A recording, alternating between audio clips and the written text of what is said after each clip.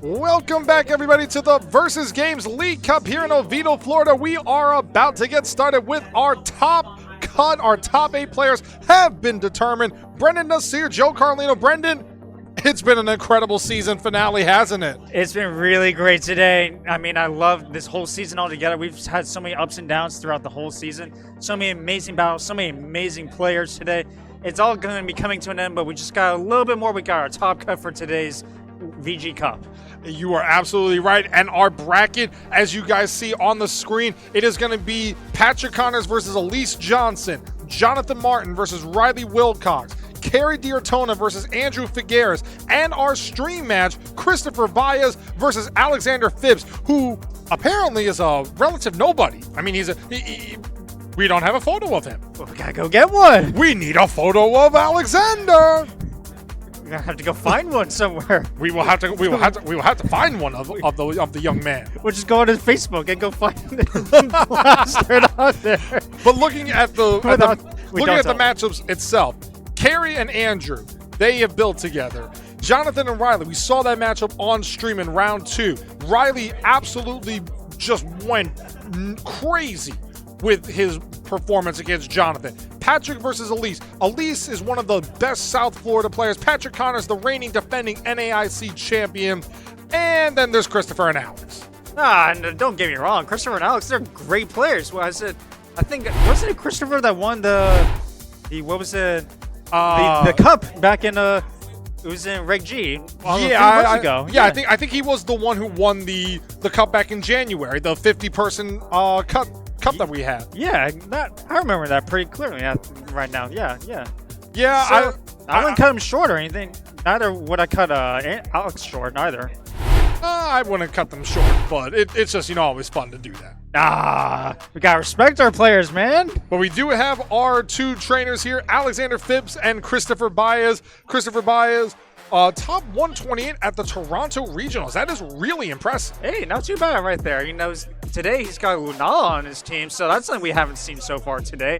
And then we got on Alex's side, we got the same Kyogre and Kyrix Ice Rider team that we've seen in the first few rounds for today. But we have a Landorus on Alexander's side. Ooh. So we have 2 Pokemon that we have not seen this entire tournament in this matchup. I'm loving the mix-ups right here. I'm excited to see how Alex can really change it up in this battle compared to the other ones that we've seen so far with this very similar looking team. So when we look at Alex's team here, another Splash Plate on that Kyogre. It seems like Splash Plate, the Pokemon that are restricted, they really are taking inspiration from Arceus itself and trying to take a piece of the creator. And we have the grass on the Ice Rider Calyrex, but it does not have Seed Bomb. It has high horsepower. He went halfway. I mean, he still has that Terra Grass, but he wanted to go for the high horsepower. It's a bit of a traditional move at this point. You see so many Ice Riders that they all have the same exact moveset, so keep with traditions, man. But also on Alexander's side, he's got Sandsear Storm on his Landorus, whereas Christopher Baez, he does not have Sandsear Storm. He opted for Substitute over the Sandsear Storm. But we also see that he has the Power Herb Meteor Beam Terra Fairy Lunala. That is a really dangerous Pokemon if you let it get set up. That Pokemon can be really scary. It's interesting that because a lot of times, you see Lunala, even with the Power Herbs one, they usually just only have 2 attacks, maybe keep a move slot reserved for a Wide Guard, but he has the Zamazenta on his team with a Wide Guard, so you know what? We'll put in another attack. Why not? Why not? And also, Christopher, he has knockoff on his Ogerpon. So Ogerpon does not have a grass type move for this Kyogre. Doesn't need one. He's got the Rillaboom on there. There's his grass type moves right there. We'll put a knockoff on. You go hit a Shadow Rider. Go hit a Lunala right there. And he does have Sucker Punch and Crunch on his Chen Pao. No fighting type move. No Sacred Sword. No Sacred Sword. He's got his Zamazenta there, body press. He's got some decent coverage. Might be missing in some moves on his Pokemon that you would normally see, but it's okay. He can just cover them with other Pokemon he's had. You are absolutely right there, Brendan. And it will be interesting to see how Christopher Baez plays against Alexander Phipps, but one of these two trainers will advance to our top 4. So guaranteed, we are getting a Landorus in top 4. Ooh, we are getting a Landorus in top 4. It's just a matter of who is going to be that trainer. Will it be Alexander Phipps? Will it be Christopher Baez? Let's get into game 1 of top 8 at the Versus Games League Cup. I'm also noticing that it's really cool with the different Landoruses. You got the, on Alex's side, he has the Kyogre, and because he also has Sandsear Storm, that means he won't be missing them as much. And we do see it is Lunala and Rillaboom for Christopher. Meanwhile, it is Landorus Incarnate and that Iron Jugulus for Alexander. And I have to just put it out there. I'm not really much of a shiny Pokemon hunter, but the shiny Lunala. I am so envious of that thing. I've been trying to get that for Atlanta. Couldn't get it in time. But you know what? That's okay. Other people will be getting it, and he is just flexing that shiny Lunala right there. He is absolutely. And we do see Iron Jugulus opting for a Protect here, potentially trying to call that Fake Out. But we do see the Fake Out, and it is going to go into the Iron Jugulus here. Meanwhile, it will be Landorus that will be going next. It's going to go Earth Power, trying to call a Terra Fire there, and it will not work. It still does big damage through that resisted Assault Vest. Meanwhile, Lunala is going for that Meteor Beam. It will get a +1 to its special attack, and by virtue of the power, or Meteor Beam will go off on the first turn, and it goes into the Landorus. Landorus takes a +1 Meteor Beam, doing major damage. That's a lot of damage right there, about 75% damage right there. And we're going to see how Alex can really pick it up from there. I mean, he did some damage to Christopher's Rillaboom right there, trying to call out. So he's trying to think ahead a bit, but I think right now he's thinking, you know, this Lunala is going to get out of hand if I don't snarl it soon. You are absolutely right here. And by virtue of that Snarl, it would be 4 times super effective on that Lunala, but by virtue of the Shadow Shield, it would actually be 50% reduced while Lunala is at full HP.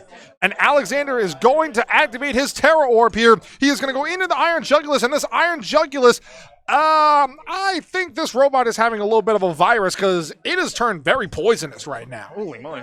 Not too often you see viruses on your robots every day like that. And we do see the Grassy Glide, and it will knock out the Landorus here. Landorus goes down on this turn to the Grassy Glide. A Snarl coming out is super effective, and it will negate the Lunala's Meteor Beam. I mean, at the very least, that Meteor Beam was able to knock out the Landorus. And the Moonblast neutral damage, it will... sorry, not neutral damage. It was not very effective damage there by virtue of the Fairy move into the Poison type. And by Iron Jugulus terrestrializing into a Poison type, it is now grounded in the game, so it gets the Grassy Terrain recovery. Every little chip recovery matters in this battle right now. For these trainers, they want to keep their Pokemon as long as they can to make sure that they can do what they need to do best. But now what's important to note is that Christopher does not have Wide Guard on his Lunala here, so he could, in theory, go for a Glacial Lance and a Snarl here, and it would do major damage into Christopher's Lunala here, and even the Rillaboom. Gotta be playing careful around that, especially Glacial Lance. Yeah, I can easily knock out the Rillaboom from this position. He's gonna switch out. I wouldn't be too surprised if we just saw the Zamazenta. Yep, there it is. Zamazenta has made an appearance onto the field. The nice shiny Zamazenta there. It's a very nice shiny. You know, I'm starting to think all of his Pokemon might be shiny at this point. It may be possible, but Christopher, I know, has hunted for shiny Pokemon in the past, but that could even be the special Zamazenta from the event in Sword and Shield. I wouldn't put that past me, you know. That's an easy way to have gotten a shiny Zamazenta back then. A little trickier today, but we're going to see a Tailwind coming up from the Iron Jugulus now. And it's going to be a Glacial Lance. This is going to be resisted by both Pokemon on Christopher's side, but that still is big damage into that Rillaboom.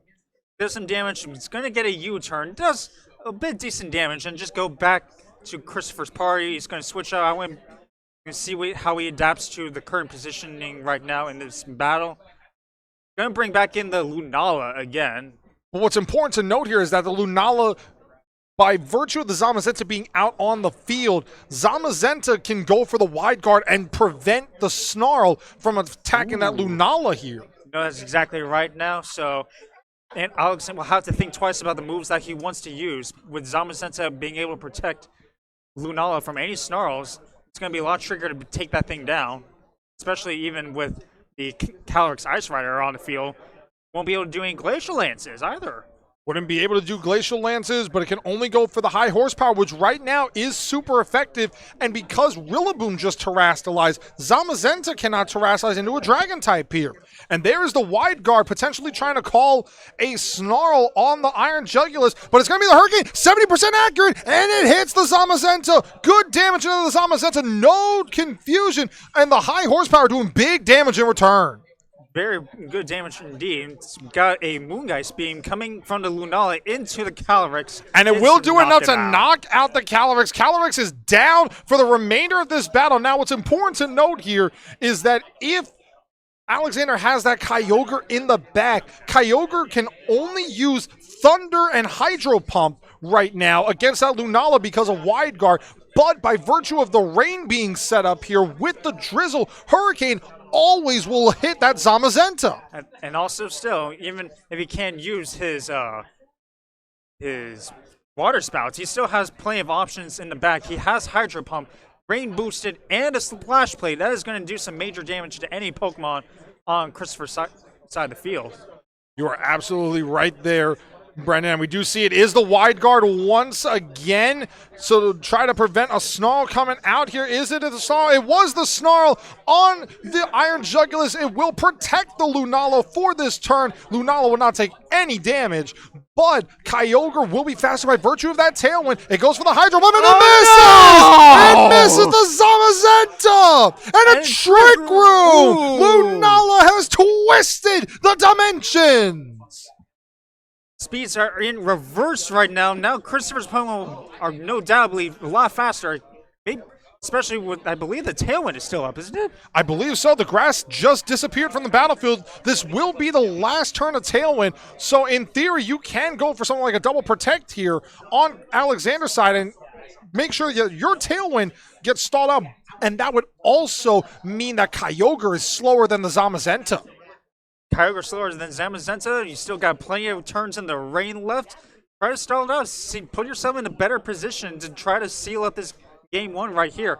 All Zamazenta can really keep doing is going for Wide Guard. He wants to keep his Lunala safe, while Lunala just goes for another Moongeist beam and goes straight into the Iron Jugulus. Do a little bit, about 60% of its health. And it's a Snarl again into the Iron, to the Zamazenta and the Lunala here, but by virtue of that Wide Guard, it cannot do any damage.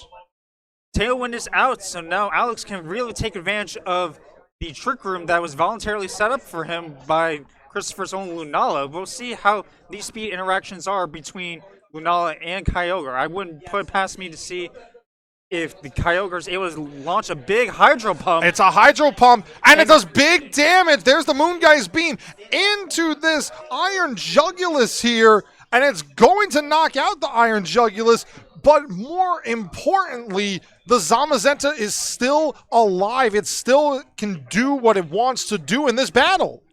All Zamazenta can do, he can just go for Body Press. It's going to do so much damage, and this poor Kyogre, it might be the slowest thing in the Trick Room, but that's not going to really do much for him when it's the last Pokemon. So I think Alex is just going to call it for this battle right now.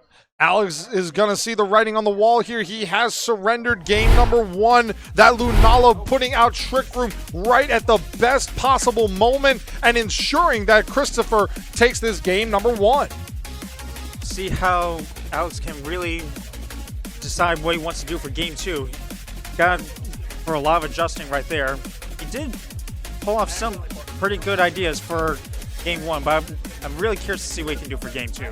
What really was unfortunate for Alex in that game one also, Brendan, as we did see, was the Hydro Pump miss on the Zamazenta. I have a feeling that Alexander really wanted to click that Water Spout, and he also wanted free reign to click his Snarls into that Lunala, but because he couldn't due to the Wide Guard, and also credit to Christopher there, he was getting those Wide Guard plays correctly every time. Hurricane only hit the once, it didn't get that 30% confusion chance, and that allowed Christopher to have the momentum throughout this battle. I think, honestly, Alex is being a little greedy with the spread moves between the Snarl and potentially any other moves you want to use for Kyogre.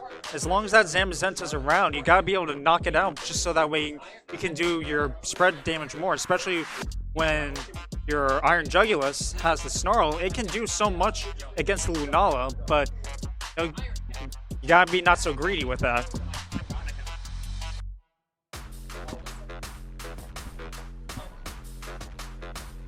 And it's honestly going to be very interesting to see what happens in game 2, how Alex will be able to work around the disadvantage that he kind of had against a Pokemon with wide guard such as Zamazenta and the Lunala. And again, Lunala just played absolutely great. Even with the loss of the power herb early, he got the play correctly by going into that Landorus on Alexander's side. Honestly, it was a really good play right there. He did about 70%, was able to just pick it off with his Rillaboom at the following turn and become less of an issue for him later on in the game, especially when he had his Zamazenta in the back.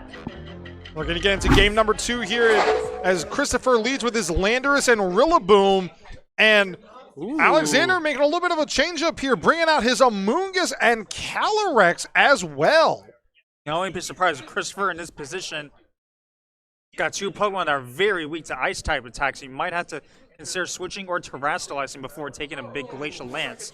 Or on the twist side, we could end up seeing maybe some sort of play to make sure that might get a better speed position, but no, I think we'll just have to see where he wants to go for right now. Maybe he's not as scared of these 2 Pokemon.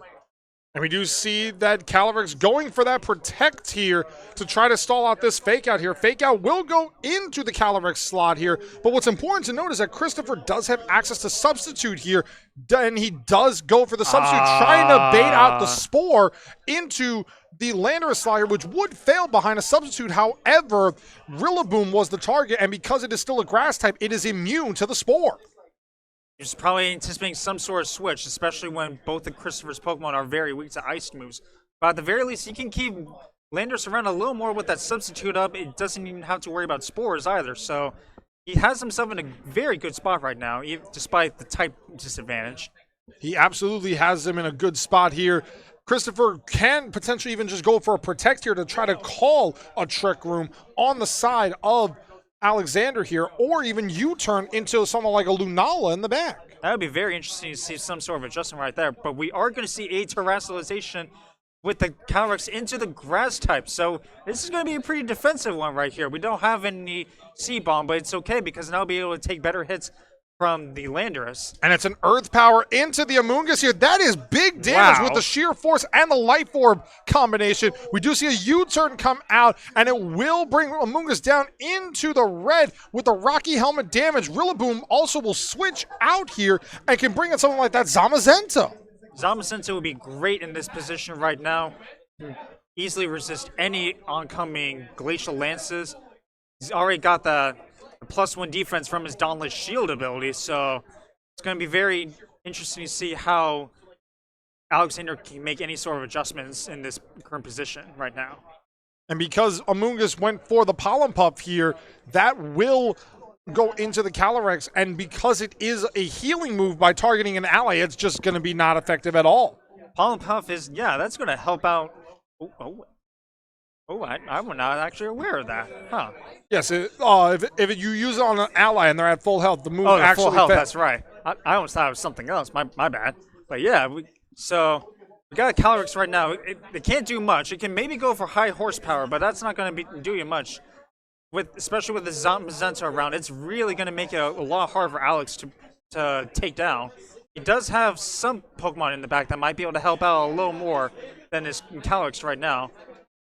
And we do see that Alex has opted to switch out his Amoonguss here to get that Regenerator ability off here, and ends up bringing out his own Landorus Incarnate. And as a Calyrex going for Protect on Alexander's side here, and the Zamazenta going for a Heavy Slam into the Landorus here, but it's another Substitute. Substitute playing it very safe right now. He's calling out all these switches.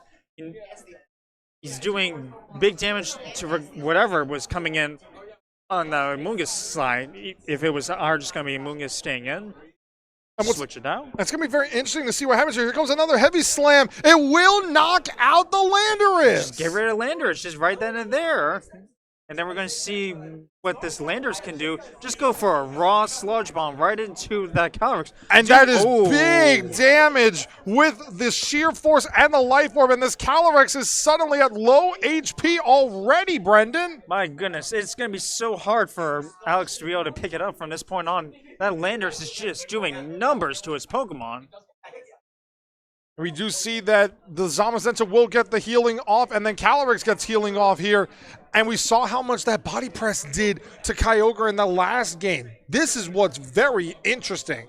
We do see the return of Amoonguss right now, which can help out right now. We got a very good opportunity for the Calyrex Ice Rider to be able to do something into Christopher's Pokemon right now, with Amoonguss being able to possibly do any redirections with the Rage Powder. It is possible to get the Rage Powder off here, and you would have two Pokemon that are the slowest on your side of the field. Trick Room is a massive help for Alexander in this battle if he can get it off successfully. If he can get off Trick Room successfully, that would be really helpful. Keep Amoonguss around, might be able to get a Spore off or two, potentially. Just have so much more control in this tough battle right now. And we see a Protect come out from the Calyrex here, potentially trying to get a Sludge Bomb into that slot. We just see it's a wide guard on the side of the Zamazenta. And where did the Landorus attack? The Landorus attacks the Amoonguss with Earth Power, and it KOs the Amoonguss! Amoonguss is down! Amoonguss is down. Alex still has his last two restricted Pokemon on the field, though it's going to be very tricky for the Calyrex Ice Rider. It already took so much damage from one Sludge Bomb. It protected, so it's unlikely he'll be able to get a second Protect off in a row before the Landorus can possibly get knocked out by Kyogre's Water-type attacks. It's very possible, and Landorus could even go for the double with the Zamazenta here, Earth Power and Body Press, but Alexander has decided the writing is on the wall. Christopher Baez with a 2-0 victory has advanced to the top 4. Christopher played an amazing battle right there, especially with this incredible Landorus on his team. That is the MVP for this battle right now. It was able to do so much damage to all of Alex's Pokemon. I'm very surprised, especially against that Amoonguss with the Earth Power. Wow. The Earth Power was just doing incredible amounts of damage into the Amoonguss, even though it is a neutral hit by virtue of the Poison type being weak to ground, but the Grass type being resisted of the ground. Then you add in the Sheer Force, giving Earth Power an extra boost. Then you add the Light Orb, which adds more power to it. The Landorus was just going absolutely ballistic with its damage. Between that, and it was just able to safely, hide behind the Substitute, being able to hide it from the spores that were coming in from that Amoonguss also. So, and he was just able to do so much damage. He got off over half onto the Terra Grass Calyrex Ice Rider. I mean, the Calyrex taken over 50%, maybe even close to 60% just from that one Sludge Bomb that was super effective. And if it didn't have the Sheer Force or the Life Orb, then you could have potentially gotten a poison on that Calyrex too. All right. Yeah, it was incredible to see, just how able he was to pull off in this one match right here for today. But I'm really curious, because if this one battle went really well, I'm hoping to see how the results were for some of the other battles here today. We do see that Christopher Baez will be advancing to face Kerry Diratona, who defeated Andrew Figueres 2-0 in the other bracket. And on the top half of the bracket, we do see Patrick Connors has defeated Elise Johnson 2-0. So we've had 2-0s in every match so far, Brendan. It's interesting because both Kerry and Andrew had the same exact team. So that's what happens when you build with each other. Yeah. You know the team inside and out. Inside and out, you're able to just play accordingly and just know, all right, these are what the damage calcs are for these Pokemon. So yeah, I'm just very prepared for this one in particular. I would be prepared as well. And we are just awaiting on Jonathan Martin versus Riley Wilcox to see who will advance to play Patrick Connors in top 4. And that matchup is going to be incredible. Yeah, that one's going to be interesting because that is with Riley and Jonathan right now. That's a rematch, I believe, of round 2 from today. It was. So we're going to see them bring it back, see if Jonathan has what it takes to really run it back, be able to bring it to top 4, and then he has to then go against Patrick. Oof, that is a tough matchup for him, but I wouldn't put it past him to be able to do it. But they all test against each other. They all practice against each other, and that just showcases the friendship and the camaraderie that they've made from VGC, including, I believe they were part of you with that collegiate league, correct? Yeah, we were part of the CVL Collegiate VGC League, and that was an incredible run right there. I got to battle with all three of them right there, including a few other players, and we were able to bring home the gold for Florida this season. Well, congratulations to you guys. And you want to know how I think I want to celebrate with it? I always celebrate. I think I want to look at some pieces of, I think I want to look at some cards. All right, you know what? Let's do that. I think I want to look at some cards. Let's look at some trading cards. Let's look at the trading card game, because the trading card game actually had a cup today as well here. Yeah, they're right beside us. We were going to look at all their cards and, ooh, what do we got here? All right, we've got Justin L. and Michael G. Justin L. with 4 wins, no losses, and 2 time draws.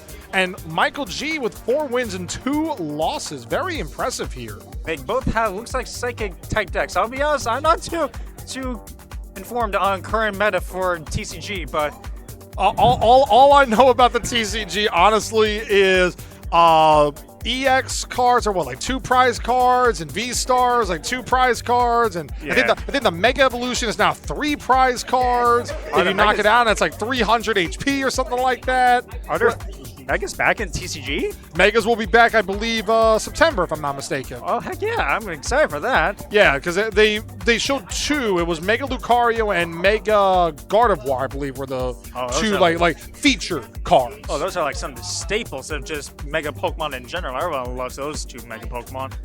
Yeah, I mean, out of curiosity, Brendan, do you play TCG Pocket? I'll be honest, I do not play TCG Pocket, but I do like looking at all the artwork for all the cards there, because it's so cool. Honestly, TCG Pocket is absolutely incredible. It is one of the best things that Pokemon has released, especially for the mobile app. I play it usually every day. I am in no way, shape, or form as good as some of these other players are. I will be completely honest with you.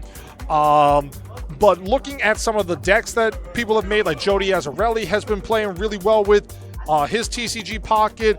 I think there actually was a big TCG Pocket tournament today, if I'm not mistaken. I think it had over like 2,000 or 3,000 people. Holy moly, that's a huge tournament for online for TCG. I mean, granted, every regionals you always see, what was it, TCG side at any regionals having like over 1,000 players, maybe 2,000 sometimes. So yeah, just being able to see for an online event is absolutely insane. It is absolutely insane. But ladies and gentlemen, we're going to take a quick break while we await our final round of the top 8 to conclude, and then we will be back for top 4. So stick around with us, and we will be right back.